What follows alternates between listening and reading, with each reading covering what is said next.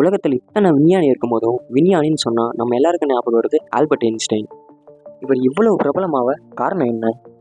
இவரோட கண்டுபிடிப்புகள் ஒவ்வொன்றும் இயற்பியல் விதியவே மாற்றி அமைச்சது. அது மட்டும் இல்லாமல் ஃபாதர் ஆஃப் மாடர்ன் ஃபிசிக்ஸ், நவீன இயற்பியல் தந்தை என அழைக்கப்படுகிறார். இப்படி பல சிறப்புகள் கொண்ட இவரோட வாழ்க்கை பயணத்தை பற்றி தான் பார்க்க போகிறோம். ஹெர்மன் மற்றும் பாலின், இவங்க 2 பேருக்கும் ஜெர்மனியில் 1876ஆம் ஆண்டு திருமணம் ஆகுது. இவங்க 2 பேருமே ரொம்ப பணக்காரங்களாம் கிடையாது, ஒரு நடுத்தர குடும்பத்தை சார்ந்தவங்க. இவங்க 2 பேருக்கும் திருமணமாகி 3வது வருஷம் 1879ஆம் ஆண்டு ஐன்ஸ்டைன் பிறக்கிறாரு. அடுத்த 2 வருஷம் கழிச்சு அவருக்கு ஒரு தங்கச்சியும் பிறக்கிறாங்க, மரியா மஜா. எங்கே பிறக்கிறாருன்னு பார்த்தீங்கன்னா அல்ம்ன்ற இடத்துல ஜெர்மனியில் பிறக்கிறாரு. ஐன்ஸ்டைன் பிறந்து ஒரு 6 வாரத்தில் அல்மில் இருந்து முனிச்சுக்கு குடிபெயர்றாங்க. ஐன்ஸ்டைன் அங்கேயே வளர்ந்து அவரோட 5ஆம் வயதில் கேத்தோலிக் ஸ்கூல் அப்படிங்கிற ஒரு பள்ளியில் சேர்க்குறாங்க. அடுத்தது அவரோட 8ஆம் வயதில் இன்னொரு ஸ்கூலுக்கு இடமாற்றம் செய்யப்படுறாரு. லூயிட் போல்டு ஜிம்னாசியம் அப்படிங்கிற ஒரு ஸ்கூலில் அவரோட கல்வி படிப்பை தொடர்றாரு. அவர் பள்ளி பயிலும் காலத்திலேயே கணிதத்து மேலே ரொம்ப ஆர்வம் கொண்டார். என்னதான் அவர் கணிதத்துலேயும் இயற்பியல்லையும் ரொம்ப புத்திசாலியாக இருந்தாலும் ஆனால் மற்ற பாடங்களில் குறைவான மதிப்பெண் தான் எடுத்தார்.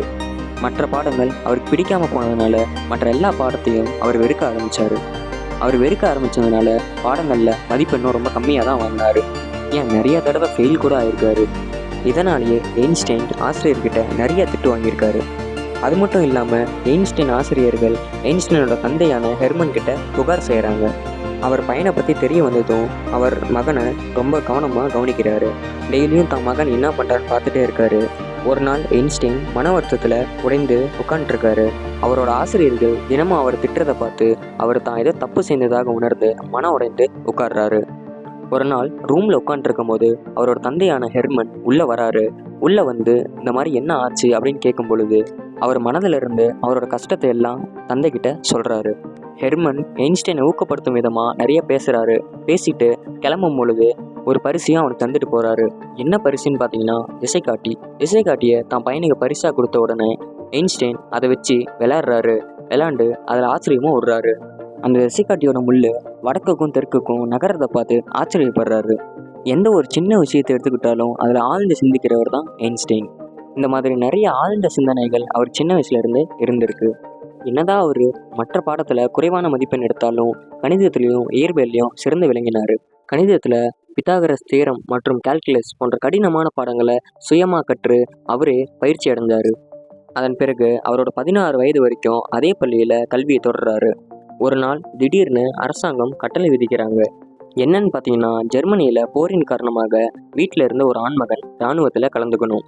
இதை பற்றி தந்தை ஹெர்மன் ஐன்ஸ்டைன் கிட்ட சொல்கிறாரு. ஆனால் ஐன்ஸ்டைனுக்கு இராணுவத்தில் துளி கூட விருப்பம் இல்லை. அவர் ஆர்வம் எல்லாமே அறிவியல் பக்கம் தான் இருந்தது.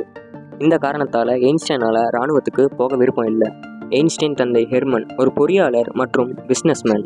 1894 அவர் பிஸ்னஸில் இழப்பு ஏற்பட்டதுனால அவர் குடும்பம் ஜெர்மனியிலிருந்து இட்டாலிக்கு குடிபெயர்றாங்க.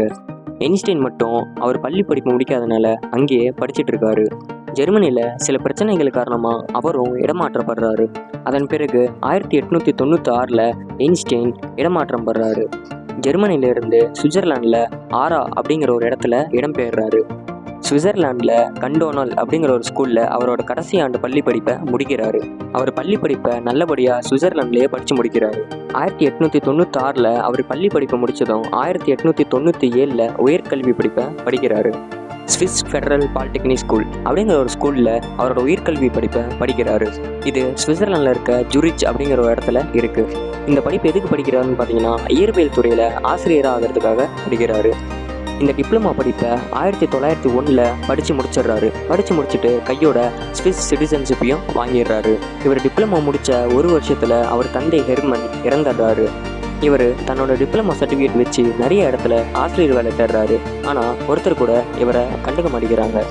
இவருக்கு எந்த இடத்துலையும் ஆசிரியர் வேலை கிடைக்காதனால கடைசியாக ஸ்விஸ் பேட்டன்ட் ஆஃபீஸ் அப்படிங்கிற ஒரு ஆஃபீஸில் டெக்னிக்கல் அசிஸ்டண்ட்டாக சேர்றாரு. சேர்ந்த பிறகு அதிலிருந்து வர வருமானத்தை வச்சு அவர் அறிவியல் ஆராய்ச்சி நிறைய பண்ண ஆரம்பித்தார்.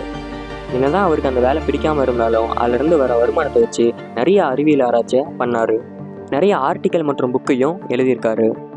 அதே சமயத்தில் 1905 PhD டாக்டரேட் பட்டமும் வாங்குறாரு. 1903 மெலிவா மெராயக் அவங்களோட எயின்ஸ்டைனுக்கு திருமணம் ஆகுது. ஆனால் 1919 அவங்க இறந்துடுறாங்க. மெலிவா இறந்த உடனே அவர் 2ஆம் திருமணம் பண்ணிக்கிறாரு. எல்சா அவங்களோட 2ஆம் திருமணத்தை பண்ணிக்கிறாரு. 1920 எயின்ஸ்டைன் தாயான பாலின் இறந்துடுறாங்க. அதன் பிறகு 1921 எயின்ஸ்டைன் நோபல் பிரைஸ் வாங்குறாரு. எதுக்குன்னு பார்த்தீங்கன்னா ஃபோட்டோ எலக்ட்ரிக் எஃபெக்ட், அதாவது ஒளிமின் விளைவு, இதுக்கு நோபல் பிரைஸும் வாங்குறாரு. நோபல் பிரைஸ் வாங்கினதுக்கப்புறமும் நிறைய புதிய புதிய கண்டுபிடிப்புகளை பிடிக்கிறாரு. அதுக்கப்புறம் உலகம் முழுவதும் பிரபலமாகிறாரு. 1936 அவரோட 2ஆம் மனைவியும் இறந்துடுறாங்க. எயின்ஸ்டைனுக்கு 3 குழந்தைகள் இருக்காங்க, 2 பசங்க 1 பொண்ணு. அறிவியல் உலகே ஆட்டி படைச்ச இவர் ஆகஸ்ட் 18 அன்னைக்கு 1955 காலமாகறாரு. அடுத்ததா எயின்ஸ்டைனோட கண்டுபிடிப்புகள் பற்றின வீடியோ வேணுன்னா மறக்காமல் கமெண்ட் பாக்ஸில் கமெண்ட் பண்ணுங்கள்.